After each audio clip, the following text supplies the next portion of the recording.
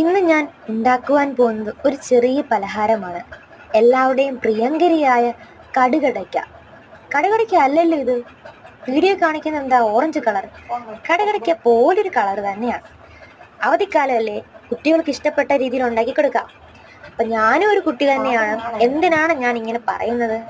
ഇഷ്ടപ്പെട്ടവർ കാണുക, അത് കണ്ട് ഇച്ചിരി ഒന്ന് കൊതിയിട്ട് പിന്നെ ഒന്ന് ഉണ്ടാക്കുവാനായിട്ട് നിൽക്കൊരു പ്രേരണ തരാനാണ് ഈ വീഡിയോ. ഇഷ്ടപ്പെടുന്നവർ മാത്രം കണ്ടാൽ മതി. ഇത് ഉണ്ടാക്കാൻ വളരെ എളുപ്പമാണ്. കാര്യങ്ങളൊന്നും പറയേണ്ടത് തന്നെ ഇല്ല, എല്ലാവർക്കും അറിയുന്ന കാര്യമാണ്. അരിപ്പൊടി ഏറ്റവും നല്ലത് പച്ചരി പൊടിച്ചുണ്ടാക്കുന്ന അരിപ്പൊടിയാണ്. ഇത് ഞങ്ങൾ പച്ചരി പൊടിച്ചുണ്ടാക്കിയ അരിപ്പൊടിയാണ്.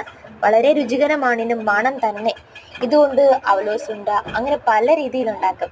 അതിനൊന്നു തന്നെയാണിത്. ഇതിൽ ഞാനിത് അല്ലറ ചില്ലറ സംഭവങ്ങൾ, അതായത് ഇഷ്ടപ്പെട്ട രീതിയിലുള്ള മസാലകൾ നിങ്ങൾക്ക് ഇഷ്ടംപോലെ ആഡ് ചെയ്യാം.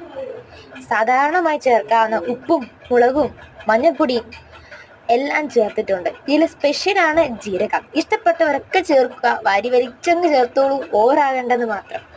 ഇതൊക്കെ ചേർത്തിട്ട് എണ്ണയിൽ കിടക്കുന്ന ആ ഒരു ഉണ്ടക്കുഞ്ഞുങ്ങളെ കാണാൻ തന്നെ നല്ല ഭംഗിയാണ്. ഈ ഒരു 4 മണി പലഹാരം കാണുമ്പോൾ പള്ളിക്കൂടം വിട്ടു വരുന്ന സമയമാണ് കുട്ടികൾക്ക് ഓർമ്മ വരുന്നത്. എന്തായാലും ഈ ഒരു അവധിക്കാലം അടിച്ചു പൊളിക്കാൻ ആ സമയത്ത് ഒരു ചെറിയൊരു മഴ സമയത്ത്, ഇടിമിന്നലോടുകൂടി മഴയാണ് എങ്കിലും അത് ഞാൻ പറയുന്നില്ല.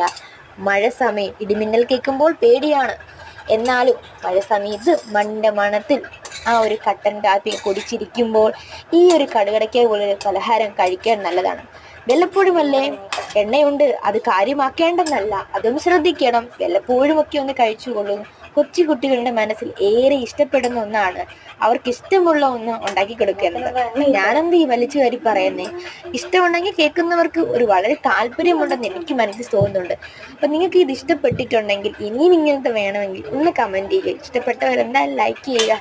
ഇഷ്ടപ്പെട്ടവർ മാത്രം കാണൂ. എങ്കിൽ എല്ലാവർക്കും ഇഷ്ടപ്പെടട്ടെ എന്ന് ഞാൻ പ്രാർത്ഥിക്കുന്നു. നിങ്ങൾ കാണുമെന്ന് പ്രതീക്ഷിക്കുന്നു.